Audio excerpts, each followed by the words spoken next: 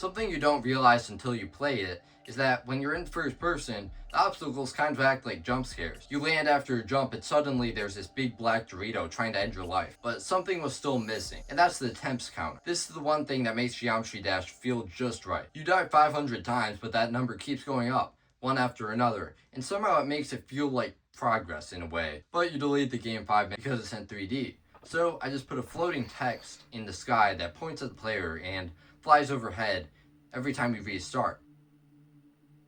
There's one last thing missing though, the background.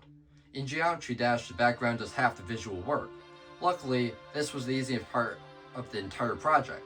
I just put a giant square in the sky and slapped a random Geometry Dash background on it. Not perfect, but it gives the right vibe. But even with the music, the background, and the obstacles, everything still looked dark and boring.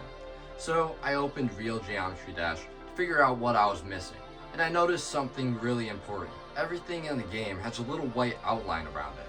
So I needed rim lighting, or something like that. Immediately I thought of a shader that I should make, but I've never made shaders before, so I spent half an hour trying to build one from scratch.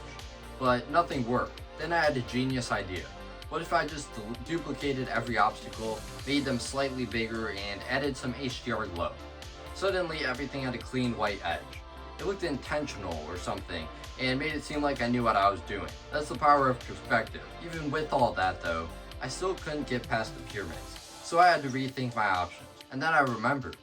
I made the game. I can do whatever I want with it. So I made the player jump higher and lowered the gravity a little.